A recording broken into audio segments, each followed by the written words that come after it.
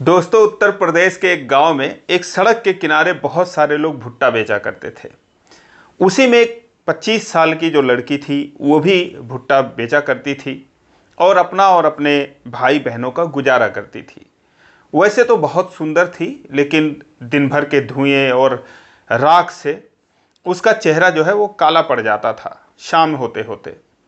इसी तरीके से वो पिछले 1 साल से वो भुट्टा बेचा करती थी और अपना पेट पालती थी। एक दिन उस जगह पर 2 लग्जरी गाड़ियां आकर रुकती हैं, जिसमें एक डिफेंडर होती है, एक BMW होती है। वो आकर उन्हीं भुट्टा वालों के बीच में रुकती है और उसमें से जो लोग उतरते हैं, जब उनको वो लड़की देखती है, दोस्तों देखते ही वो रोने लगती है। और वो लोग भी जब लड़की को देखते हैं तो उनके भी आंखों में आंसू आ जाते हैं। आखिर वो लोग कौन थे, उस लड़की से उनका क्या रिश्ता था, क्या जान पहचान थी इतने वो करोड़पति अरबपति लोगों से। दोस्तों, उसके बाद जो होता है बहुत ही ये दिल को छू लेने वाली, हैरान करने वाली कहानी है। तो आइए जानते हैं पूरी कहानी इस वीडियो में। लेकिन वीडियो में आगे बढ़ने से पहले बस वही रिक्वेस्ट, वीडियो को लाइक कर दीजिए, चैनल को भी सब्सक्राइब कर लीजिए ताकि मेरा हौसला बढ़ता रहे। दोस्तों, ये कहानी है उत्तर प्रदेश के श्रावस्ती जिले की। एक व्यक्ति जिनका नाम बाबूलाल होता है। बाबूलाल के घर में उनकी पत्नी के अलावा उनकी एक बड़ी बेटी जिसका नाम मुस्कान होता है, और उसके बाद उनके 3 और बच्चे होते हैं जो काफ़ी छोटे छोटे थे। मुस्कान से काफ़ी दिन बाद वो पैदा हुए थे। 2 बेटे थे और 1 बेटी थी। तो ये लोग थे। बाबूलाल जो है वो कबाड़ी का काम करते थे और वो अपना कबाड़ जो है एक अपने पड़ोसी को, जो कि कबाड़ी का काम वो भी करते थे, उनका नाम शंभूनाथ होता है, शंभूनाथ को वो बेचा करते थे। और शंभूनाथ जो है उस कबाड़ को ले जाकर कानपुर के एक बड़े व्यापारी को बेचते थे। फिलहाल इस तरीके से बाबूलाल का काम चल रहा था। जो मुस्कान थी पढ़ने लिखने में काफ़ी तेज थी। उसका जो सपना था कोई बड़ी नौकरी हासिल करने का था कि पढ़ लिख के कोई बड़ी नौकरी वो करेगी, इसीलिए पढ़ने लिखने में काफ़ी ठीक ठाक थी। तो ऐसे ही दोस्तों समय बीतता गया। वो ग्रेजुएशन कर रही थी कि तभी शंभूनाथ जो थे उनके सामने एक समस्या आ जाती है। वो बाबूलाल से बात कहते हैं, यानी कि अपने साथी कबाड़ी से कहते हैं कि एक समस्या है, क्या किया जाए। वो कहते हैं बताइए। दरअसल शंभूनाथ के बेटी की शादी थी। उसी शादी में उन्होंने बहुत सारे लोगों को न्योता दिया था। तो कानपुर के जो कबाड़ी थे जिनके पास फैक्ट्री थी, लोहे वगैरह वो रिसाइकलिंग करते थे, गलाते थे, करोड़पति आदमी थे, तो उनको भी उन्होंने न्योता दे दिया कि आपको मेरी बेटी की शादी में आना है। और वो आने के लिए तैयार भी हो जाते हैं, कहते हैं ठीक है मैं आऊँगा। उसके बाद जब 1 हफ्ता बाकी था तभी वो सूचना भिजवा देते हैं कि हाँ शंभूनाथ जी, मैं और मेरी पत्नी और मेरी बेटी, हम 3 लोग शादी में ज़रूर आएंगे। अब वो कहते हैं कि ठीक है सेठ जी आइएगा और मैं आप लोगों के लिए होटल बुक कर देता हूँ। लेकिन जो हेमंत कुमार थे वो कहते हैं कि भाई मैं होटल में क्यों रहूँगा, और एक दिन की बात है यार, आके आपके घर पे शादी, आपके घर रहूँगा, होटल में क्यों रहूँगा। वो कहते हैं अरे साहब सेठ जी, हमारे घर पे भीड़ भाड़ रहेगी तो आपको परेशानी होगी, आपको परेशानी होगी तो हमें परेशानी होगी, अच्छा नहीं लगेगा। वो कहते हैं नहीं ऐसी बात नहीं है, मैंने भी बहुत संघर्ष किया है और हर तरीके से मैंने भी ज़िंदगी गुजारी है। शुरू से मैं कोई अमीर बनकर पैदा नहीं हुआ था, आपको तो पता ही है। तो मैं आऊँगा तो आपके घर पर ही रहूँगा। वो ये बात कह देते हैं। अब इधर शंभूनाथ परेशान हो जाते हैं कि यार मैं अपने घर पे इतने बड़े आदमी को कैसे रुकाऊंगा, क्योंकि वो भी कभी कानपुर गए थे तो उनका घर बार, सबकी राजसी जो उनका ठाट बाट था सब कुछ देखे थे, नौकरों चाकरों की कमी नहीं रहती थी। तो ये बात वो बाबूलाल से कहते हैं कि बाबूलाल जी क्या होगा यार, समझ में नहीं आ रहा है। तो कहते हैं कि कोई बात नहीं, अगर सेठ जी कह रहे हैं कि वो होटल में नहीं रहेंगे तो आपके बगल में ही मेरा घर है, एक ही गांव में दोनों का घर होता है, तो वहाँ पर जो है मेरे 2 नए कमरे बने हैं और उसी में जो है सेठ जी की व्यवस्था हम कर देंगे, और उसके लिए जो है कुछ बिस्तर वगैरह नया ले आता हूँ खरीद कर। दोस्तों फिर वो कहते हैं चलो ठीक है। अब वो पूरे इंतजाम में लग जाते हैं। जितनी चिंता उन्हें बारातियों की नहीं थी, दूल्हे की नहीं थी कि उनका स्वागत कैसे करेंगे, उससे ज़्यादा चिंता उन्हें हेमंत कुमार और उनके पत्नी और बेटी को ठहराने और उनके स्वागत में उतनी चिंता उनको हुई पड़ी रहती है। फिलहाल बाबूलाल जी ये बात अपने बेटी से कहते हैं, मुस्कान से कहते हैं कि बेटा ऐसी ऐसी बात है और कानपुर से कुछ बड़े सेठ जी आ रहे हैं, हमारे घर में रहेंगे, तो देखो 1-2 दिन की बात है, तो उनकी सेवा पानी हमें करनी है। मुस्कान कहती है इसमें कौन सी बड़ी बात है, अतिथि देवो भव, आएंगे तो हम जो हमारे स्तर से हो पाएगा हम उनका करेंगे। दोस्तों ये शादी जो थी ये थी 2022 में। उसके बाद अब जो है वो दिन भी आ जाता है, गर्मी का महीना था, उसी में शादी थी, अप्रैल मई का महीना। आते हैं हेमंत कुमार, उनकी पत्नी का नाम मधु रानी और बेटी का नाम नैन्सी होता है। नैन्सी जो है मुस्कान के ही उम्र की थी। ये लोग आते हैं, 2 लग्जरी गाड़ियां आती हैं, उसमें एक में तो बहुत सारा सामान भरा था जो कि शंभुनाथ के बेटी के लिए था, उनकी शादी के लिए गिफ्ट था। उसको ड्राइवर चला रहा था और जो इनकी गाड़ी थी इसे भी ड्राइवर चला रहा था जिसमें ये लोग बैठे थे। तो ये जब 2 गाड़ियां वहां पर आकर रुकती हैं और पहले से ही चर्चा का विषय बन गया था कि एक सेठ आने वाले हैं कानपुर से शादी में, उनके आते ही लोग जुट जाते हैं तमाशा देखने के लिए। शाम का वक्त था जब वो आए थे, अगले दिन शादी थी। आकर वहाँ पर जब ये लोग उतरते हैं, सामान वगैरह उतारते हैं, उसके बाद जो है उसी कमरे में जाते हैं और जहाँ पर जो मुस्कान थी उनका जो है वो आओ भगत करती है। नैन्सी से बात करती है, मधु से बात करती है, मधु रानी जो कि वो सेठ जी की पत्नी थी। हेमंत कुमार को भी लोग जो है हालचाल लेते हैं, बैठके में बैठाया जाता है। उसके बाद जो मुस्कान थी उनके लिए चाय नाश्ता लाती है, पकौड़े बनाकर लाती है और जिस तरीके से लोग उनका स्वागत करते हैं, इतना खुश होते हैं क्योंकि चेहरे बता देते हैं कि कितनी खुशी है किसके चेहरों पर। ये देखकर हेमंत कुमार बड़े खुश होते हैं। उसके बाद रात हो गई, खाना वगैरह बनने लगा। अब 2 ही 4 घंटे में जो मुस्कान थी वो इन लोगों के साथ एकदम से घुल मिल जाती है, नैन्सी और मधु रानी के साथ। उनको हर छोटी से छोटी जो उनकी ज़रूरतें थीं उसका वो ख्याल रखती थी। जैसे उन्हें चप्पल की ज़रूरत होती थी तो लाकर रख देती थी, बाथरूम तक जाती थी तो वहाँ भी वो पीछे पीछे चली जाती थी, खड़ी रहती थी, उनका वेट करती थी। हाथ धोती थी तो टॉवल लेकर पहले से खड़ी रहती थी। इस तरीके से चाय पानी दम पर दम जो है पूछना, और इस तरीके से वो उसके व्यवहार से इतना खुश होते हैं। हेमंत कुमार अपनी पत्नी से कहते हैं, क्योंकि उनकी जो पत्नी थी वो शहर की थी और पत्नी कभी ऐसे गांव में आई नहीं थी, मधु रानी, कहते हैं देख लिया गांव वालों का दिल कितना बड़ा होता है। दोस्तों वो देश विदेश भी घूमा करते थे, बहुत ज़्यादा घूमने के शौकीन थे। उन्हें उतना मज़ा कहीं नहीं आया था देश विदेश में भी घूमकर जितना उन्हें वहाँ पर आकर उस शादी में आकर उन्हें मिला था। वो मधु रानी से कहते हैं कि देख लिया कितने बड़े दिल वाले होते हैं गांव वाले।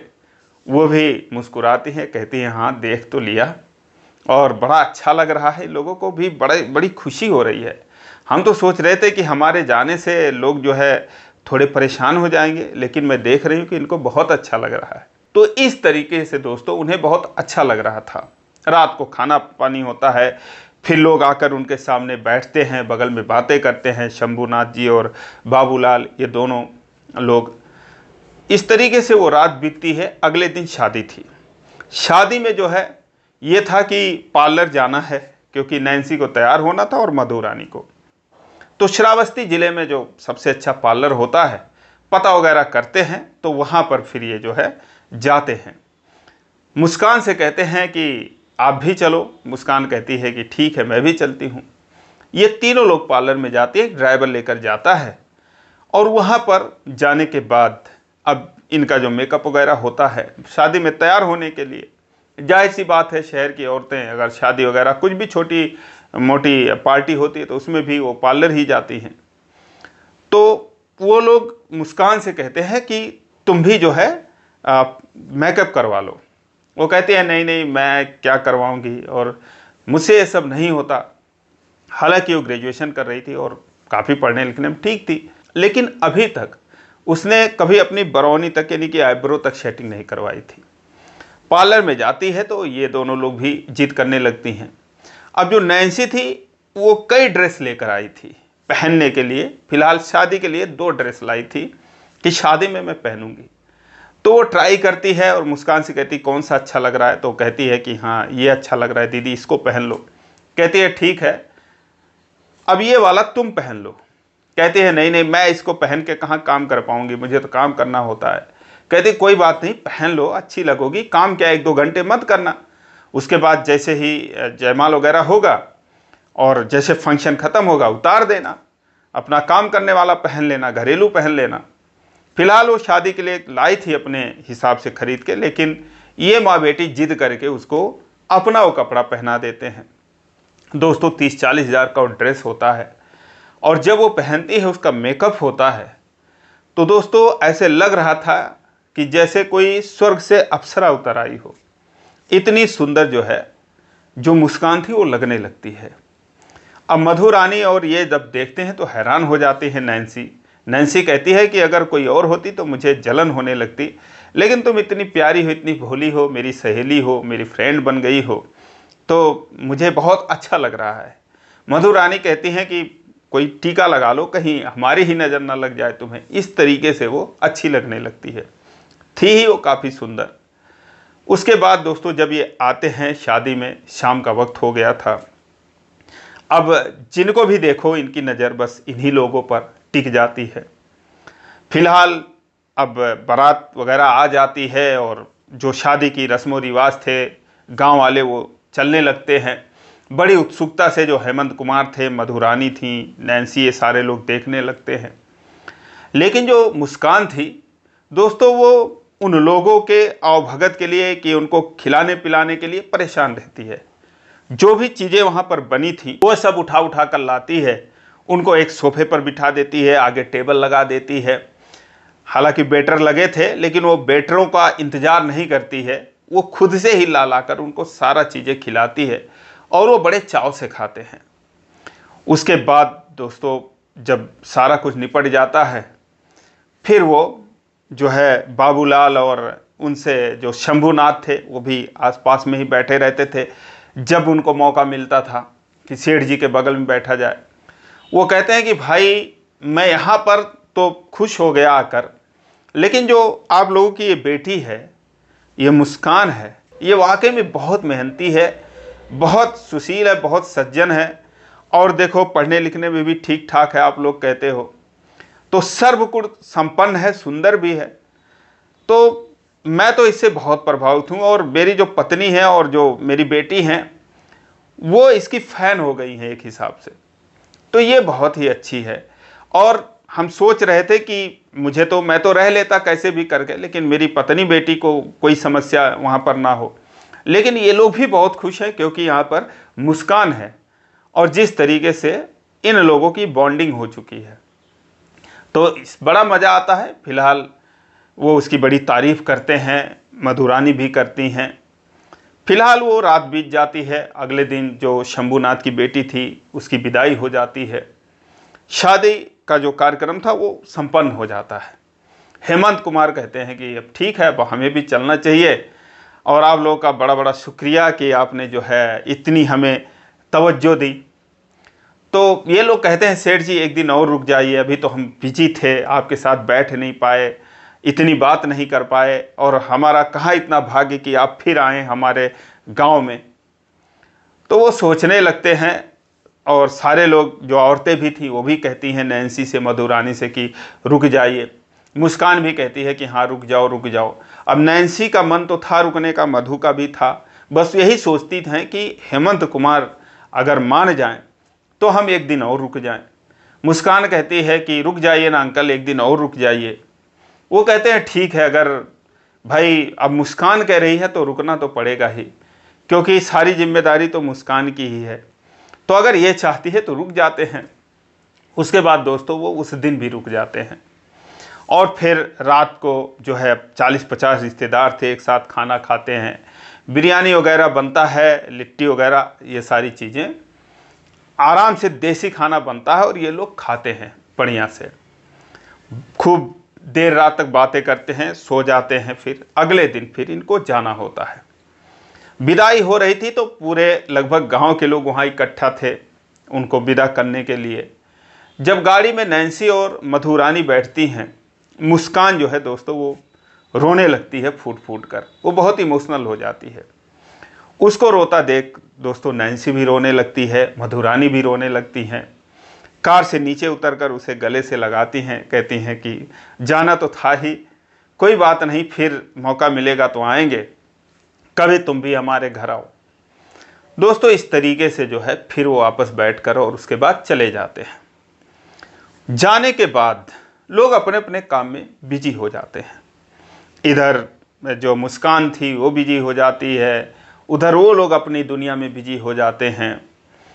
अब जो मुस्कान थी पढ़ने में काफ़ी ठीक ठाक थी, तो अपने पिता से यानी बाबूलाल से कहती है कि पापा ऐसा है कि अगर मेरी तैयारी आप करवा देते तो मैं जो है यूपीपीसीएस की तैयारी करना चाहती हूँ। ग्रेजुएशन उसका कंप्लीट हो चुका था। वो कहते हैं बेटा देख ही रही हो मेरा छोटा मोटा काम है, और तुम्हारे छोटे भाई बहन हैं, तुम यहाँ रहती हो तो उनको पढ़ा देती हो, वरना वो कहाँ पढ़ने वाले। उनकी उम्र अब यही 5 से 10 साल के बीच थी तीनों की, क्योंकि उसके काफ़ी दिन बाद दवा वगैरह कराए तब जाकर फिर से बच्चे इनको पैदा होने शुरू हुए थे। तो 3 बच्चे हुए थे, 2 बेटे और 1 बेटी।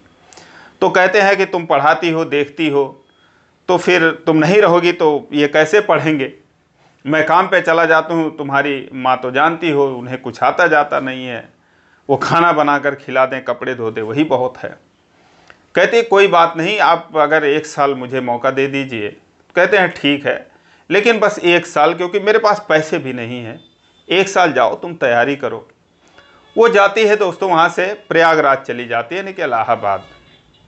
वहाँ पर जाकर यूपीपीसीएस की तैयारी करती है। लेकिन इस बीच में अपना फ़ोन वगैरह सब कुछ वो बंद कर देती है। बस अपने माँ से या पिता से हफ्ते में 1 बार या 2 बार बात कर लेती थी। यानी कि सारा फोकस वो अपनी तैयारी पर लगाती है, दिन रात मेहनत करती है, पढ़ती है। उसे पता था कि जो पापा मेरे पैसे भेज रहे हैं, इतनी मेहनत से भेज रहे हैं, तो अगर मैं कोई नौकरी पा जाऊंगी तो जो उनका कष्ट है वो दूर हो जाएगा। दोस्तों एग्ज़ाम देती है, लेकिन अब प्री तो निकल जाता है, मेंस भी निकल जाता है, इंटरव्यू भी देती है, लेकिन वो नहीं क्लियर हो पाता। कुछ नंबरों से या कुछ तैयारी में कसर रह जाती है कि उसका वो क्लियर नहीं होता, और फिर उसके बाद वो घर आ जाती है। अपने पिता से कहती है पापा 1 मौका और दे दीजिए। वो कहते हैं, अब वो भी हौसले में आ गए थे कि इंटरव्यू दी है बेटी तो अब की बात तो निकल ही जाएगी। कहते कोई बात नहीं बेटा, आप जाओ और जैसे भी करके मैं तुम्हें पैसा भेजता रहूँगा। वो जाती है। अब की बार उसका दोस्तों निश्चित था कि वो कुछ ना कुछ बन ही जाएगी। लेकिन तभी एक बहुत बुरा होता है। जो बाबूलाल थे, उनको वो जा रहे थे अपनी वो एक छोटा सा बाइक ले रखे थे, बिक्की जिसको बोलते हैं। तो कोई सांड आता है और फिर उनसे वो टकरा जाता है और वो गिरते हैं, तो उनके रीढ़ में इतनी चोट लगती है कि वो हमेशा के लिए दोस्तों कमर के नीचे से एकदम से अपाहिज हो जाते हैं, यानी विकलांग हो जाते हैं। अब उनको घर बैठना पड़ता है। ये खबर जब उसके पास जाती है तो वो इलाहाबाद से यानी प्रयागराज से तुरंत घर पे आती है, और एक बार आ गई तो फिर उसका जाने का नसीब नहीं हुआ। वो जा नहीं पाती है, फिर अपने पिता की बीमारी में, हॉस्पिटल में, इन्हीं सब में रह जाती है, क्योंकि माँ को तो कुछ पता नहीं था। अब दोस्तों धीरे धीरे करके इतनी परेशानी हो जाती है। 1-1.5 साल का वक्त भी बीत गया था, 1 साल तो वहीं पर वो बिताई थी।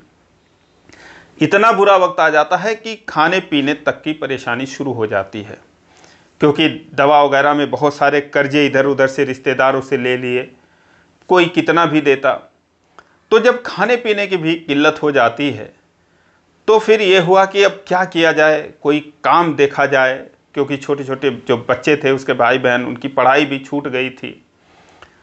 तो गांव के बगल में ही कुछ लोग थे जो कि भुट्टा वगैरह बेचा करते थे। लकड़ी कंडे ले जाकर वहाँ पर 1 बोरी भुट्टा ले जाकर शाम तक बेच लेते थे, कोई 2 बोरी बेच लेता था, 200-400 रुपये कमा लेता था। तो ये चीज़ जो है मुस्कान की माँ ने कहा कि ऐसा है बेटा, मैं जाकर वहाँ पर भुट्टा बेचा करूँगी और तुम जो है घर पे रहना। कहती है ठीक है मम्मी।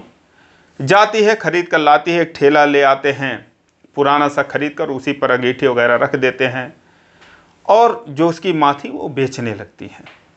लेकिन घर पर जो उसके पिता थे, अब बिना उसकी माँ के वो उनका गुजारा नहीं होता था, क्योंकि चारपाई पर ही उनका सब कुछ होता था, साफ सफाई करना जो है वही कर सकती थी। तो धीरे धीरे जब ऐसा कुछ होता था तो मुस्कान उस दुकान पर जाकर खड़ी हो जाया करती थी। ऐसे ऐसे ऐसा हुआ कि अब परमानेंट जो है मुस्कान ही उस दुकान को चलाने लगती है और जो उसकी माँ थी वो घर पर रहने लगती है। अब उसके रहने से, चूँकि वो युवा थी, सुंदर थी, तो कुछ ग्राहक भी जानते ही हो दुनिया को, ज़्यादा ही आने लगते हैं, तो उसकी बिक्री थोड़ी ज़्यादा होती थी उसकी माँ के बेचने की अपेक्षा। तो वही चलाने लगती है। कुछ ऐसे भी लोग आते हैं बुरे निगाह वाले, लेकिन अब पेट के लिए तो अब मुस्कान को वो काम करना ही था, क्योंकि शाम तक 200-400 रुपये की इनकम हो जाती थी। सुबह वो 2 बोरी भुट्टा लाती थी, ठेले पर धकेलते हुए रोड तक लाती थी और शाम को बेचकर वो फिर अपने घर पर चली जाती थी। वहाँ से मुश्किल से 500 मीटर दूर उसका घर था, गांव के ही बगल में वो सड़क थी। अब ऐसे ऐसे करके दोस्तों 1 साल का वक्त बीत गया। वो अपने भाई बहन को पढ़ाने लगी ठीक से, और पिता का जो दवा था वो चल रहा था, और ये जो है इस तरीके से चलता रहा। लेकिन जो उसकी खूबसूरती थी, बहुत ही जो सुंदर थी, वो अब धीरे धीरे राख से, धुएं से, आग के सामने दोस्तों मुस्कान के खूबसूरती में कहीं ना कहीं कमी आ जाती है। लेकिन इस चीज़ की उसे कोई चिंता नहीं थी। उसे तो बस यही था कि कैसे भी करके उसके परिवार का गुजारा हो। 1 साल हो जाते हैं ये काम करते हुए। भुट्टा बेचती थी, बराबर जो है मंडी से जाती थी, ले आती थी। 1 साल का वक्त बीत गया, 1 साल से ज़्यादा ही हो गए। यानी कि जो हेमंत कुमार थे उनके जाने के बाद और इस बीच में 1-1.5 साल से भुट्टा बेच रही थी, 1-1.5 साल का, वो 3 साल का वक्त बीत जाता है। एक दिन दोस्तों जो वो भुट्टा बेच रही थी, सड़क पर और भी दुकानें थीं, तो 2 लग्जरी गाड़ियां, एक डिफेंडर और उसके पीछे एक BMW, ये दोनों गाड़ियां वहां पर आकर रुकती हैं। उसमें से दोस्तों जो उतरते हैं, उतरने वाले हेमंत कुमार, नैन्सी और मधु रानी होती हैं। ये उतरते हैं, इधर उधर देखते हैं, सोचते हैं यार गांव के बगल में आ गए हैं तो चलो कुछ नाश्ता कर लेते हैं, देसी चीज़ भुट्टा ही खा लेते हैं। और जब वो उतरते हैं तो उनकी नज़र जो है मुस्कान के ऊपर पड़ जाती है। मुस्कान को देखते हैं तो उनके मुंह खुले के खुले, कह रहे ये तो वही लड़की है। उसके पास जाते हैं और जब मुस्कान देखती है उनको, तो दोस्तों देखते ही पहले तो मुस्कुराती है, उन्हें देखकर खुश होती है, लेकिन फिर वो फफक फफक कर रोने लगती है। उनको देखकर उनके आने की खुशी में, अपने हालात से ज़्यादा उनके आने की खुशी में रोने लगती है, क्योंकि हालात से तो समझौता कर चुकी थी कि मुझे तो यही काम करना है। रोने लगती है, लेकिन आकर जो है मधु रानी के पैर छूती है, हेमंत कुमार के पैर छूती है। हेमंत कुमार उसे अपने गले लगाते हैं, उसके बाद मधु रानी अपने सीने से लगाती हैं। पूछते हैं कि ये क्या हाल चाल है, घर का क्या हाल है। रो रो कर वो सारी बात बताती है, कहती है कि बस यही यही हाल है और मैं जो है ये दुकान चलाती हूँ और इससे जो है हम लोग का गुजारा हो रहा है। वो कहते हैं कि अब कहती है लेकिन आप लोग इधर कैसे, कहाँ जा रहे थे। वो कहते हैं कि चलो तुम्हारे घर चलते हैं फिर बताते हैं, वैसे हम तो आ रहे थे, यहीं तक ही आए हैं। और पीछे वाली जो गाड़ी थी वो वहीं रह जाती, उसमें से कोई नहीं उतरता। उसके बाद दोस्तों अब अपना दुकान फटाफट समेटती है, ठेले पर लादती है, कहती है चलिए आप लोग, मैं आ रही हूँ, घर तो आप लोग को पता ही है। तो कहते हैं नहीं पहले तुम चलो, कहती नहीं पहले आप लोग चलो, मैं आ रही हूँ, बस 10 मिनट में पहुँच जाऊँगी। अब वो लोग भी सोचते हैं कि चलो ठीक है। दोस्तों वो गाड़ी लेकर आगे बढ़ जाते हैं। जैसे ही वो आगे जाते हैं ये तुरंत भागकर एक दुकान पर जाती है, पास में कुछ ड्राई फ्रूट्स वगैरह लेती है, बिस्किट, चाय पत्ती वगैरह, जो भी घर में नहीं था, दूध वगैरह, सारा कुछ लेकर जाती है उनको चाय नाश्ता वगैरह के लिए। वो वहाँ पर जब पहुँचती है घर पे, तब तक वहाँ 2-4 लोग और जमा हो गए थे और ये लोग उस पुरानी जगह को देखकर बहुत खुश होते हैं। फिलहाल उनको बिठाया जाता है। अब मुस्कान वहाँ जाती है, फटाफट हाथ मुंह धोती है, पानी वगैरह लाती है, चाय वगैरह रख देती है बनने के लिए। बहुत ही खुश थी उनको देखकर, उसके सारे दुख जो है गायब हो चुके थे। ये बात गौर से नैन्सी और मधु रानी उसके चेहरे पर देखते हैं तो वो लोग भी खुश हो जाते हैं। अब बाबूलाल भी थे वहाँ पर, फिलहाल उनसे मुलाकात करते हैं, चारपाई पर ही थे। शंभूनाथ आते हैं, सारे लोग खुश होते हैं, कहते हैं सेठ जी बताए नहीं आपने और आने का इधर से, कैसे आज आप दर्शन दे दिए।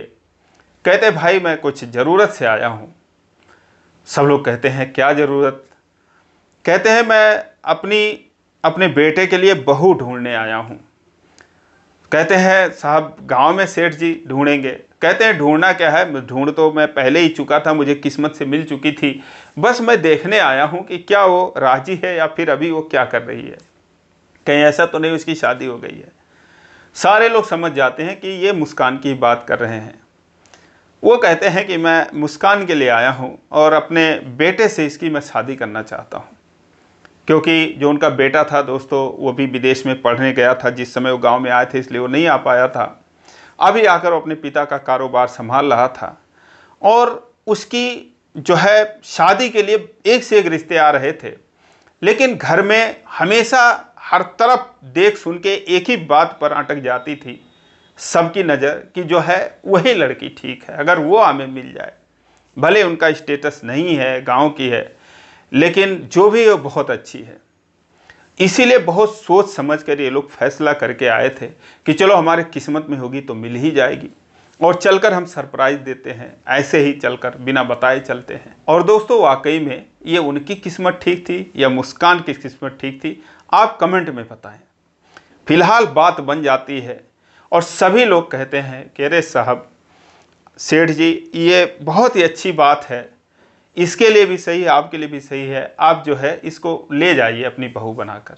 अब दोस्तों जब ये बात मुस्कान सुनती है तो उसके आंखों में आंसू थे, खुशी के आंसू, उसके माँ के भी आंख में। फिलहाल जो पिछली गाड़ी थी अभी भी सड़क पर ही थी।